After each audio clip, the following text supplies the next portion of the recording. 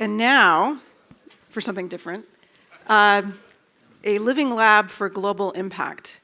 We're going to try and riff off the inspiration that we've had from last night, this morning, and this afternoon. So without further ado, I'm going to turn to Jay. We're going to introduce, and then I'm going to lay out a vision.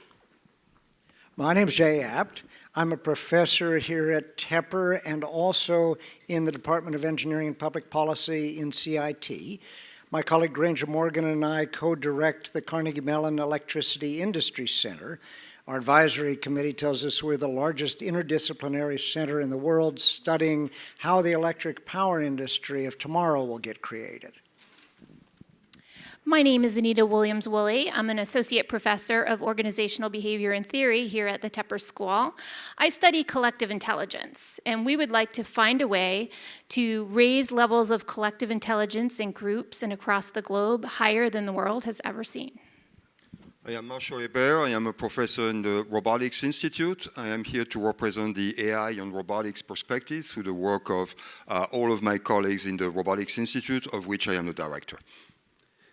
I'm Jay Aronson, not Jay Apt, and I was actually afraid that Jay Whitaker would be here, and that would be really confusing, but he's not here today. I am a professor of science, technology, and society in the history department, and I also founded and direct the Center for Human Rights Science. And the goal of the center is really to level the playing field between government, corporate, and military actors who start with a great technological advantage, and the human rights advocates and institutions who hold them accountable. I'm Sarah Mendelson. I'm the head of the Heinz program in Washington, D.C., and a distinguished service professor of public policy. I'm also a human rights practitioner and scholar, Russia scholar, and development specialist. And I'm going to talk to you today about growing the generation that will demand and deliver the Sustainable Development Goals. Can we have the periodic chart up? There we go. The what? The Sustainable Development Goals. So 3 years ago, in September 2015, we, the international community, did something truly remarkable. We agreed on an agenda that will run through till 2030 to make the world a more peaceful, just, inclusive planet, to radically reduce poverty and to address climate change, among 17 other goals, 169 targets. You're looking at the periodic chart. Now, this agenda, called the Sustainable Development Goals, or the SDGs, emerged after years of negotiation and engagement with millions of people around the world, especially with young people. This agenda applies to all of us, and I think it is a great framework for the work that goes on at Carnegie Mellon University. That these goals are universal represents a pretty profound paradigm shift in development studies. This is not about the global north talking to the global south. This is about recognizing that all of us, every country, every society, we in the United States also are in a process of developing. Maybe the most important aspect of this is the need to listen and respond to citizens, to people, whether in downtown Pittsburgh, in Paris, in Prague, or in Panama City. And while this agenda was launched at the UN, where I had the privilege to serve, in order for this agenda to have an impact, it has to be locally owned. You shouldn't think about these as the UN goals. You should think of them as our goals or the global goals. Now, this agenda can help address pressing issues that are before our country, and I would argue it can help support democracy, dignity, truth, and freedom of expression. In other words, these goals can help shore up what we call the liberal world order. So that's all good news. The less good news is that very few people know about the SDGs. Now, I think this is about to change, and it's going to change for a couple reasons, not the least of which is that in 2019, there are going to be several heads of state meetings on the SDGs, and that has a tendency to propel action. So it's going to be in the air. But we need to grow now the generation that is going to demand and deliver the SDGs, what I call COHORT 2030. What's COHORT 2030? These are global citizens born after 1980 who are tech savvy, they're digitally fluent, and generally they want to use their tech skills to solve societal problems. These are the public interest technologists. They tend to be very intolerant of corruption, and this is a real Achilles heel for a lot of dictators around the world. They're very focused on reducing inequality. A lot of these people, you see it in their applications, they lived through the global recession of 2008. They're very sensitive to it. They are generally very interested in diversity, inclusivity, whether it's on LGBT, gender, disabilities. Of course, they want to address climate change. Generally, they're interested in ethically sourced products. Sounds like CMU students, right? So the challenge is, how do we grow Cohort 2030? And what I'm laying out here for you is in the early months of starting this. Now, I'm also in the early months of being part of the CMU community. This work is being done in collaboration with the Rockefeller Foundation, but also an organization called the International Youth Foundation, the president of which is a woman named Susan Reichley, who has been an adjunct faculty member for Heinz in Washington, D.C. for several years. So here's what we're trying to do together. The first strategy is we're trying to identify outstanding examples of Cohort 2030, young people who are already working on the SDGs, and bring them together. So can we go to the next slide? This is, ladies and gentlemen, Cohort 2030. This is at the Bellagio Center in Italy this summer. After an international competition, we were able to select 20 people from around the world, including a Heinz alum, which was a random thing. We didn't set out to choose or include a Heinz person, but she really shone. Another strategy is addressing data gaps. We really want to know what Cohort 2030 in any given location thinks about and where their passion points are related to the SDGs. We want the data to be able to impact policy, and we look forward to working with cities and especially mayors who are interested in the Sustainable Development Goals. What better place to start than in Pittsburgh? And we have a private sector partner who will be doing that with us in the coming months. The most important long-term strategy for growing Cohort 2030 is, of course, the university. Teaching, training, and researching the SDGs. It's about field building the next generation of solvers, skilled in using data and tech to deliver the SDGs. This, of course, includes Heinz College, but it could also include computer science, social scientists, business, engineering, and arts and entertainment. The strategy also includes experimental learning, capstone projects that students are already doing on the SDGs. It's about our alums who, for example, are working on reducing food waste here in Pittsburgh. Now, while not necessarily under the rubric of the SDGs, there is obviously a ton of work going on at CMU, I think you've even heard about it this afternoon, that could be considered relevant, including at the Scott Institute for Energy Innovation, the Steinbrenner Institute for Environment, Education, and Research, the work that goes on at Metro 21, and the Block Center for Technology and Society. There is room for growth. The strategy could involve educating undergraduates to be literate in the SDGs. It could involve collaboration with other great American universities that are already aligning with the SDGs. It could involve CMU Africa and the SDG Center for Africa, which is also based in Kigali, Rwanda, together supporting experimental learning and research. It could mean working on delivering outstanding rankings as Times Higher Education in 2019 begins to measure how universities are advancing the SDGs. You get the point. There's a significant amount of work that funders are doing, foundations, corporations, creating partnerships to deliver the SDGs around the globe. By aligning the work with SDGs, we not only have a common framework, we'd be able to highlight our global impact for this next generation as it is determined to leave no one behind, reduce corruption, increase education for girls, end human trafficking, reduce violence, make electricity accessible for all. So let me stop there and say that anyone in the university who wants to know more about Cohort 2030 or the SDGs, their email address at the bottom, cohort2030@andrew.cmu.edu, or email me, smendelson@cmu.edu. Now, rather than think of the SDGs as 17 separate goals, the best practice these days is to think in terms of interconnectedness, the clusters, whether it's in climate change or the cluster that I, as a human rights activist, am particularly interested in, the goal of making our societies more peaceful, just, and inclusive.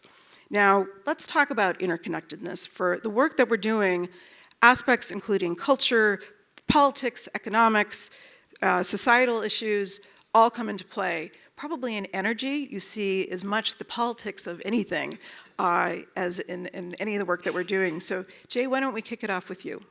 I'd be happy to build on what you said about access of electricity to all. If I could have the first slide. In the US, we use now 14 times more electricity than we did when I was born. In the next slide, you can see in the world, we're using about double the electricity that we did in 1990, and it's doubling every 23 years. That means we get the opportunity to build a whole new electricity system every 23 years. Well, unfortunately, in the past, that growth has been accompanied by tremendous pollution. You heard and saw in some of Ila's slides the results of that pollution. And you have to look no further than Beijing to see what happens when you have unscrubbed coal plants putting out electricity and pollution. Well, in 1970, CMU economists showed for the first time rigorously the connection between air pollution and human health. That led directly to the Clean Air Act of 1970 and the low pollution electric power that we see today that provides about 40% of US electricity. Now, we're a long way behind Europe, where they have 55% low pollution power. Wind power actually got its start in Europe due to government policies. And let me show you in the next slide, if we can get the animation working, wind power's growth in Europe. That's an outline of Europe, although it's a little light in here to see the country boundaries. But you can see wind growing from Denmark and then spreading to the rest of Europe, Germany first, Spain next, France, and England. And this growth has just been phenomenal. But still, wind and solar power provide only 15% of Europe's electric power, and about half that in the US. But it is growing. The next slide will show you country by country in these animations done by Ila's Create Lab, how wind power has grown. And China is coming on strong. Although they have a lot of wind, they have a lot of electricity, and so it's still a small percentage of power. But the thing that ties this together with what Sarah has been saying is that wind, solar, hydroelectric, and biomass power, they've all run into opposition because they use a lot of land. For example, the Cape Winds project off Cape Cod was stopped dead this year because it marred the view. CMU psychologist Baruch Fischhoff and I have collaborated on a bunch of projects to try to understand how energy projects and people can work together to get acceptable outcomes. If I could have the next slide, I want to come back to something that Sarah said about access. This is, of course, a famous picture of night lights taken from the Defense Meteorological Satellite Program. There's a lot of areas that don't have lights. And the next billion people to get electric power are going to get it in a very different way than the people who have electric power now. Our students have brought engineering and business expertise together to provide unconventional solutions with companies like EarthSpark and SparkMeter. And we've done a report for the UN Foundation on best practices for rural electric microgrids. All those solutions recognize that people and technology are equally important. Anita, what about the role of diversity in getting better outcomes? Well, many of the problems that we have been describing really rely on groups to collaborate. And so and some of the problems persist because groups fail to collaborate to come up with good policy solutions to implement. So we've been looking at this problem of collaboration in the framework of collective intelligence. Historically, when we've thought about collective intelligence, it's been as a function of the skills of individual people. We think if we educate students well, they should should go off and make smart teams. Well, in our research, we haven't found that to be the case, that there really is a quality that enables groups to collaborate more effectively than others that has to do with other aspects of the group. And so we've been doing a variety of research studies over the last couple of years, both to measure collective intelligence as well as to look at what really leads to higher collective intelligence in groups. And so while we have found that it's not about individual IQ necessarily, we have found some other elements. So one thing that we have found, and I think that's yes, okay. One thing that we found, initially we found a correlation with the proportion of women in the group and collective intelligence. And we thought initially it was a linear correlation. Now that we've collected data on several hundred groups, we find that actually it's a curvilinear correlation. So in this graph, what you see is that groups oscillate around average collective intelligence until they have majority women. And that's when they're reliably above average collective intelligence. And then, thank you. But when it's all women, it goes back to being average. So there is a benefit to having gender diversity, but with a tilt toward having more women. And one of the things that we find when groups have more women is that the quality of communication tends to be higher. There tends to be a higher level of communication and more equality in contribution to communication. And so that's one of the reasons why we see this effect. But said another way, as men become more skilled in some of these collaboration abilities, then we should see maybe the effect of simple gender composition decrease. So another thing that we find that enhances collective intelligence is cognitive diversity. So we've measured a variety of cognitive styles that actually differentiate people who work in different academic fields like we see at CMU. Some of these cognitive styles are predominant in engineering and mathematics, others in the arts, and still others in the humanities. And so we find when we don't intervene that groups that have at least a moderate level of diversity tend to reach the highest levels of collective intelligence. When we actually, in some studies, intervene to help the diverse groups collaborate more effectively, we see more of a linear effect where diversity continues to have greater advantages. But one thing we know from trends across the world is that if left to their own devices, groups tend not to be diverse. We like to hang out with people who are like us, and so groups won't achieve the highest levels of collective intelligence unless they make an active effort to increase their diversity. And so, and that's true here at CMU and in every organization across the globe. Well, you've just given great empirical cases for why the SDGs, gender, goal 5, reducing inequality, increasing diversity makes sense. Marshall, what about in your world, interconnectedness in robotics? Well, human aspects of that. Yes. Much of the work in robotics does not have to do with robots. It has to do with people, understanding their behavior, understanding their motion. Next one, please. Thank you. This is an example here from our computer vision group of analysis of people, again, understanding their action, understanding their behavior, understanding their internal states, etc. Once we have those capabilities, we can develop new applications. This is an example here. Next one, please. This is an example here of an interaction between a practitioner and a child in an autism study. We can now automatically analyze those interactions and extract information. We can also analyze people in a deeper way by recognizing their intent. For example, if I move in this direction, you can guess that I'm trying to grasp this glass. We can use this capability to now have tighter interaction between system and people. This is an example here from experiment from Professor Heinz studying the effect of combining the intent prediction from the system with the actual person interaction with the robot. We can go much further than that if we extend our reach. Next slide, please. This is an example here of a collaboration between the robotics team here at CMU, the engineering team at CMU, and the neurobiology department at the University of Pittsburgh.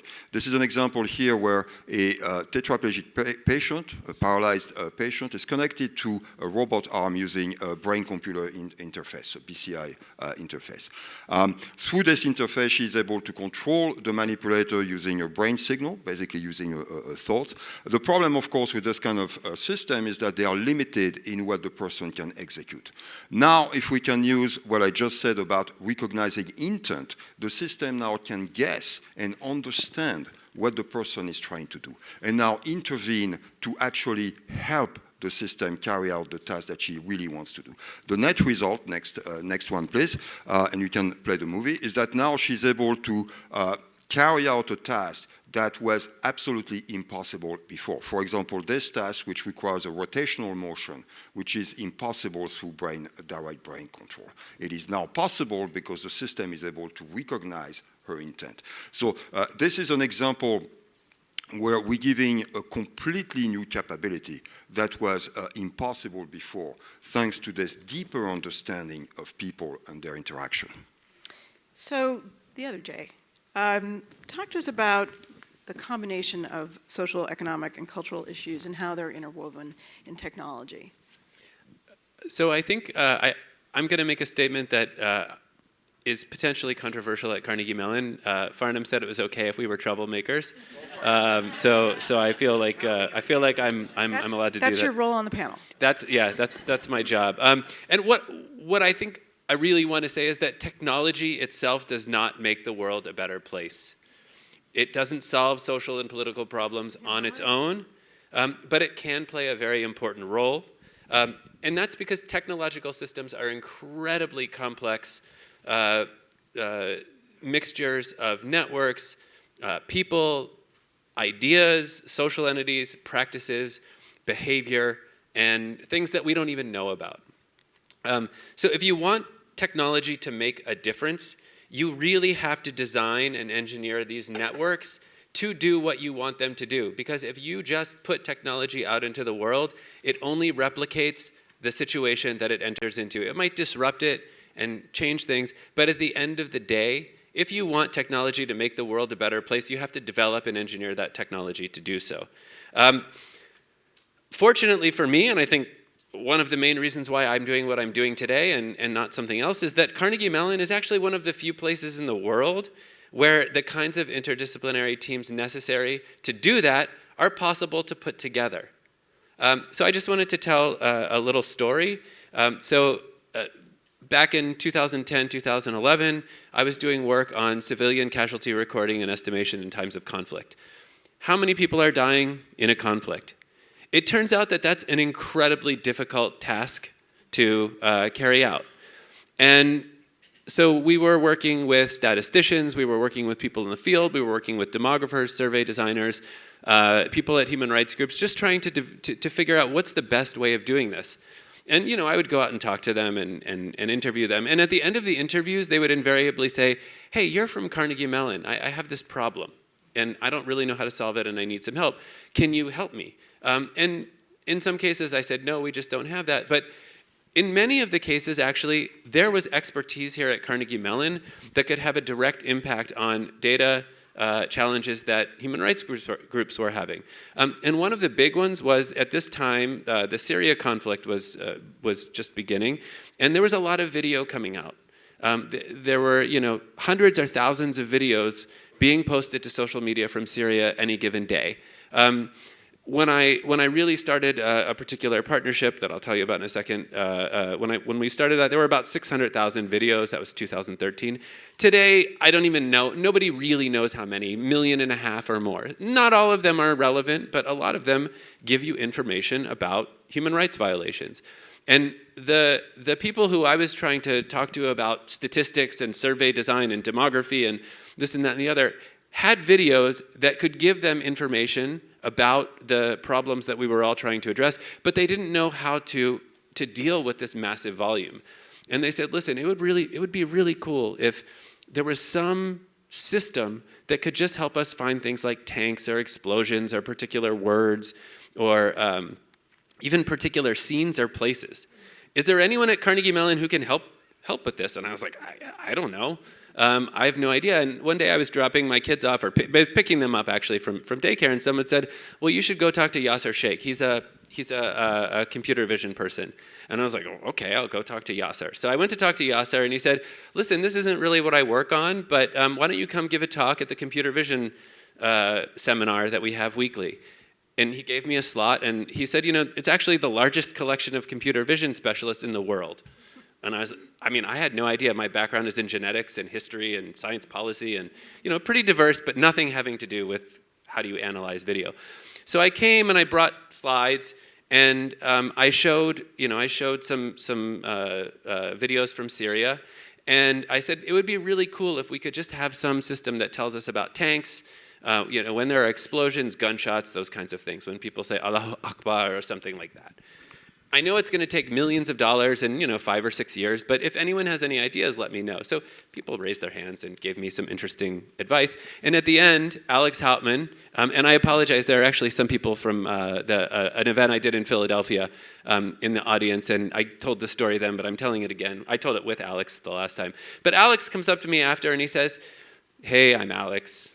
I just wanted to let you know that the US government has given me $10 million to solve this problem, and it's basically solved, and because it's basic science, you're welcome to share it. And so with that, I started sharing this technology with the human rights community, and it's now, I can't really say who's using it, but a lot of big organizations and smaller organizations are using it.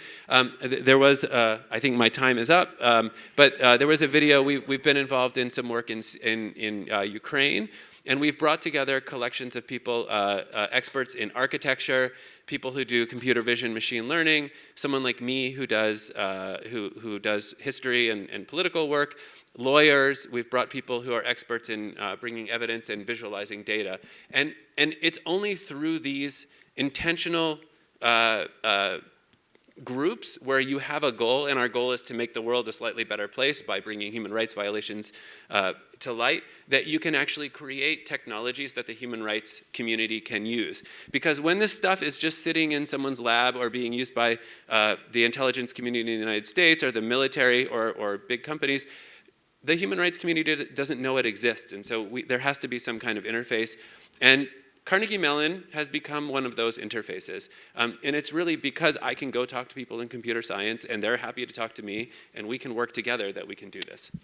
We're going to stay on the theme of interdisciplinary in a second. I just wanted to add 2 points. One is the number that 200,000 people were killed in Bosnia, in the war in Bosnia, was a number that came out very early in the war. There was no actual empirical evidence, but it drove policy conversations over and over and over again. When you think about the war in Syria, this is the most photographed war ever. It's great that $10 million went into this, but ultimately we haven't solved the problem, obviously. And this war continues. The thing that evidence will be helpful for is the eventual war crimes trials. So let's talk about the most interdisciplinary collection working on energy apparently anywhere in the world. Jay? Big interdisciplinary challenge in energy, specifically in Microphone, please. Microphone. is climate change. And we've been successful in this country in putting a fence around conventional pollution. When I started studying this 15 years ago, we were killing 40,000 people a year prematurely by pollution from electric power plants in the US. Now it's down to a little bit below 10,000. That's a big success. But I am sorry to have to tell you that we are solidly on track for putting 4 times the amount of CO2 in our atmosphere than we had before the Industrial Revolution. 4 times pre-industrial CO2 is going to guarantee us something like 11 degrees Fahrenheit warmer planet than when my father studied mechanical engineering, right? And that is a different planet. People here have looked at what that does, for example, to the output of power plants. But CMU is going to have to lead the way in figuring out how to put teams together of engineers, scientists, economists, and people who understand behavior to figure out what that hotter world is going to look like from an engineering standpoint. Our students are going to have to operate in that hot planet, 11 degrees Fahrenheit hotter than we have. And that is a tremendous opportunity for a breathtaking change in our curriculum. And it's an interdisciplinary one. Anita, can you talk to us about collaboration in physical space?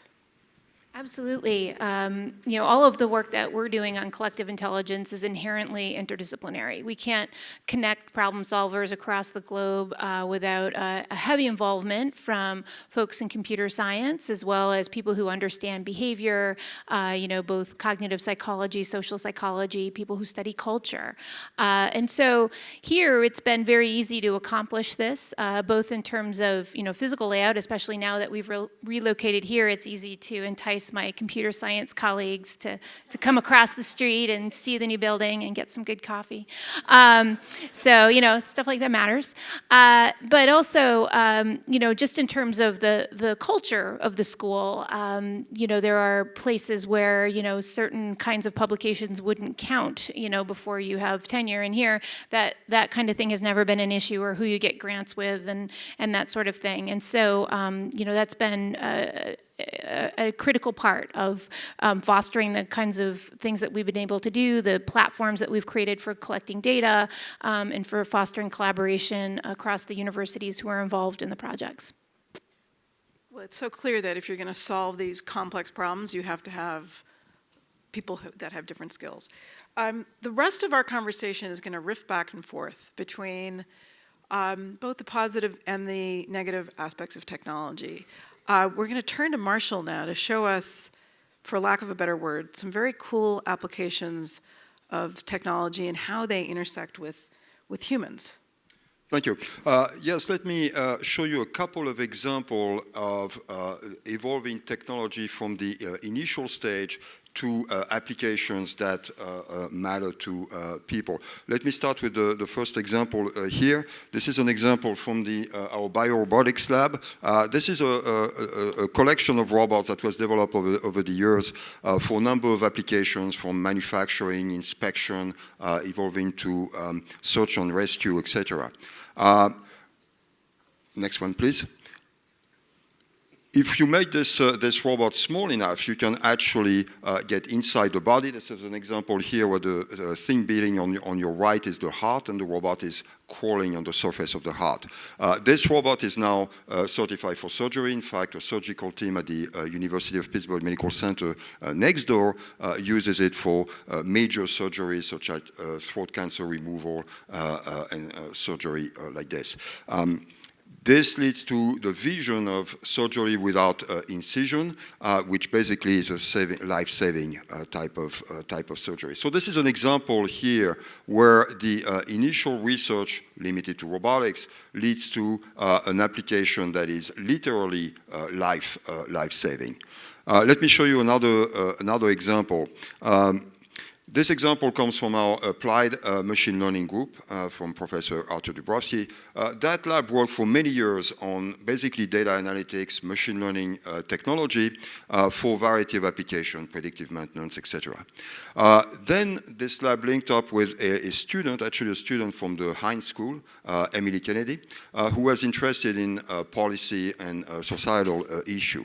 And there again, the connection of the technology with the human application area led to the realization that this technology could be used very effectively for combating human trafficking. This led to an extensive research program. This led to a company. This led to a suite of software that is now used by hundreds of law enforcement organizations throughout the country and has led to arrest of traffickers and, most importantly, liberation of victims, including children. So those are examples where the initial technology development, through the connectedness with other other part of the universities, other part of the ecosystem, leads to new applications that are, in this case, literally life-saving or life-transforming. So Marshall didn't know it, but he's out there advancing 5.2, 8.7, and 16.2, which are all commitments that we globally have made to end human trafficking. So thank you for your work. Anita, talk to us about the way in which, a lot of times we're worried about technology replacing people. Certainly the work of the Black Center is going to be looking a lot at the future of work and workers. Go ahead. Yeah, absolutely. And actually, some of our work with collective intelligence is now being folded in with what the Block Center is doing in a variety of different organizations. But as I described when I was talking about what contributes to collective intelligence, what we see is essentially collective intelligence is built upon both the quality of some qualities or skills of the people in the collective, as well as the quality of their connections. And so a lot of times when we think about technology, especially in AI, and when you read about the fear that's out there in organizations and in the general public, it's really fear about, the robots coming and taking over jobs and, making certain skills obsolete. And that falls into the category of what we call production technologies, the computers taking the place of humans, or at least making them more efficient, such that fewer humans are needed to do the work. And that's an issue societally that we need to really deal with. There's another class of technology, however, and it's the one that we focus on more in the work in collective intelligence, which we call coordination technology. And this is the technology used to connect the humans, to enhance the collaboration that's possible, the nature of the communication, the amount and the quality of communication. And so that's what we are really focusing on in our work on collective intelligence. How can we make all collectives operate at the highest level possible, even if they don't have the people with the social skills, for example? Can we augment the nature of the communication processes so that they're more effective? Can we prime people so that they'll maybe pay attention to the fact that they're dominating the conversation and they should let some other people in? And so some work with Laura Dabish over in HCII, we look at synchrony and various physiological cues, and when people pick up on the fact that others have negative facial expressions and synchronize with those, we see that the group has higher collective intelligence. Well, is there a way to actually, prime people to pay attention to these things if they're not necessarily doing so on their own? So those are the kinds of interventions that we're looking at and using technology to foster better communication across humans. So we're going to dig deep now into this positive and negative aspects. I'm going to be teaching a course starting in January that looks at advancing democracy and human rights in the 21st century, which is code for how has technology and innovation both helped and hurt. So on the positive side, the Twitter revolution, the Arab awakening, was really very much driven by social media. But then we have to deal with the backlash and also the fact that people didn't necessarily know how to organize.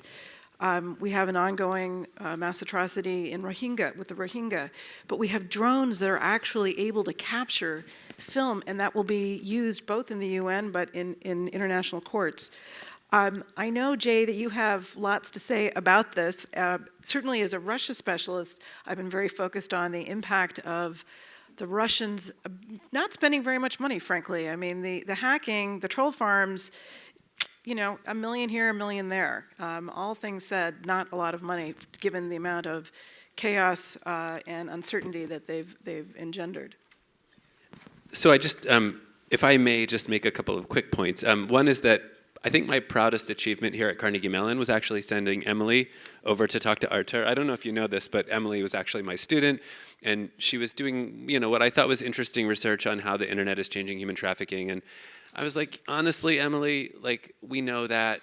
I think what would be really interesting if you actually tried to do something about it. Why don't you go talk to the people here at Carnegie Mellon who are engaged in network analysis and see if there's anything to be done. I had no idea. I love Emily. I had so much faith in her. I had no idea what she was going to do, and it's an amazing story. If I never do anything again, I'll feel like I'll have accomplished something by just sending her over to Artur. So it was cool to see that.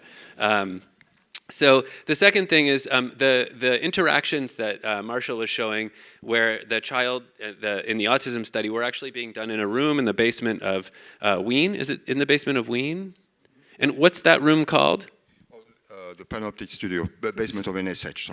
So it's called the Panopticon, essentially, which is the picture that, I don't know if Ila's here, but it's really interesting that these technologies have multiple valences and many uses. I'm teaching a course on surveillance now, and I actually start with that image.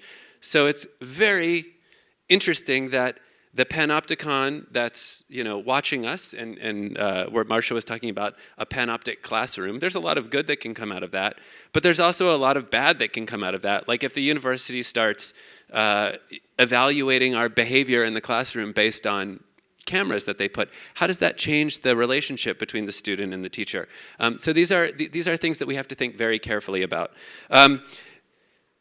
One of the, and as far as Anita was talking, one of the things that I sort of enter into conversations with human rights colleagues is that AI and machine learning cannot and will not and will never replace human judgment and human knowledge. What they can do is like any other power tool, whether it's a saw or a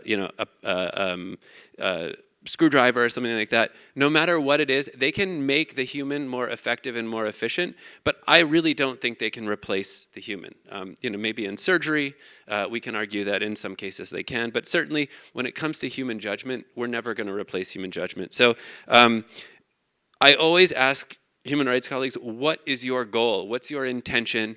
And sometimes technology can help get you there. Like if you want to show that some particular behavior is systematic and you have 1.5 million videos, you're never going to be able to get through them and find all of the instances. But machine learning and computer vision can help you in that case.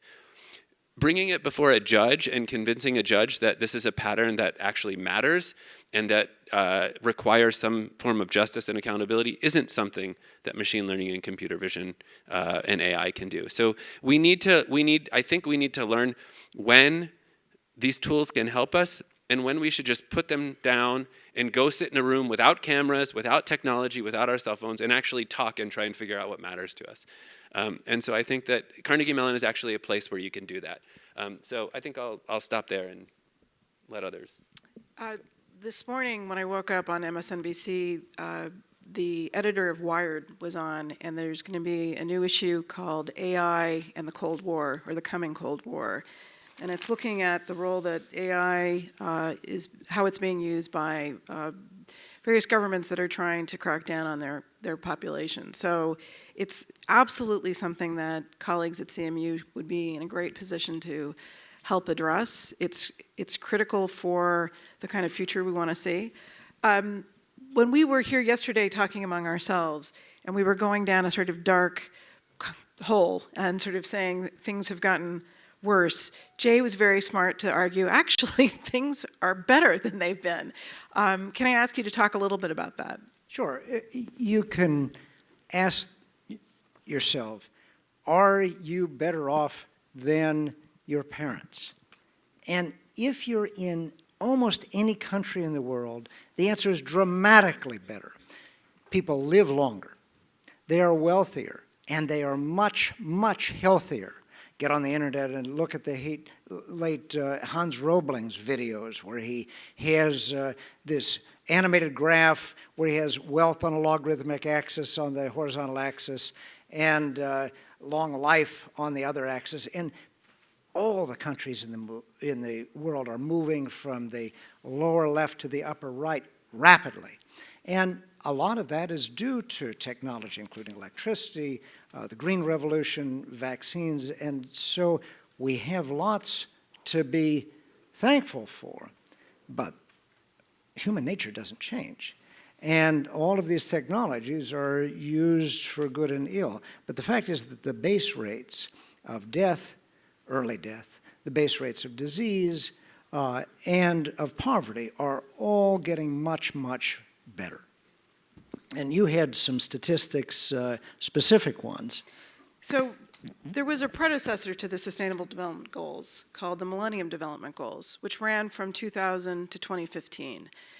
This was a set of goals that were really put together by a handful of men, it was mostly men, in a closed room. But they were aspirational, and they were about reducing poverty and reducing maternal death. And they had an impact.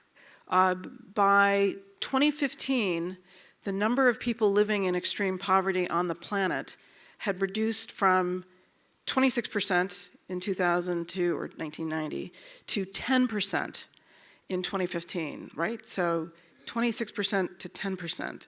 This is according to the World Bank. That is the power of collective action. That is what the MDGs delivered.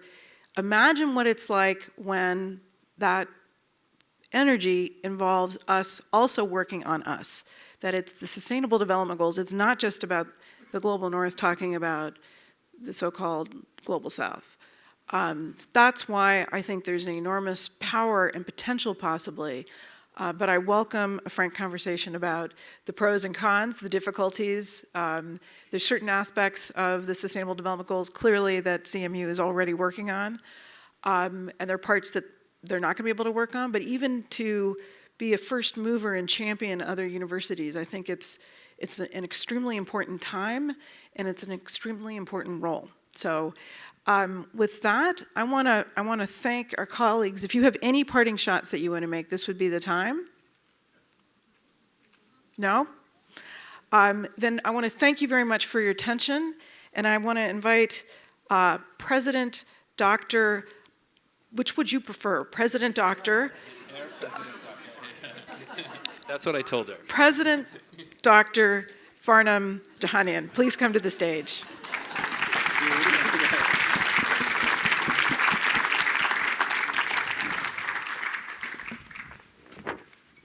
That should have been a robot. Just. Thanks very much. Yes, sir. Appreciate it. Well, thank you, Sarah, for leading that discussion, and many thanks to all of our panelists this afternoon for demonstrating how CMU's researchers are enriching and impacting lives here in our region as well as around the world. Please join me once again thanking our panelists. You see why my job is so easy. I have to represent this. This is so remarkable, so amazing. As we heard today, the underlying cultural, social, and economic factors behind some of the society's most complex challenges require collaboration across many disciplines. Here at CMU, this collaboration is woven into the fabric of our culture, and our human-centered approach gives us a unique advantage in understanding behavior, data, and impact. I hope all of you enjoyed today's symposium as much as I did. I am so honored and humbled by your presence at today's conversations and at all the inauguration festivities today. Each and every member of our community has a role to play in writing the next exciting chapter of Carnegie Mellon University. I think we all can agree that our future is an inspiring one. This weekend's festivities actually are not over. It's a homecoming weekend for us. So I hope that you will join me and our colleagues for our homecoming festivities tomorrow. They start at 7 a.m. I'll be up and running. And the game against Geneva starts at 1 p.m. I hope to see you all there, and thank you again for joining us. Enjoy your students. Thank you.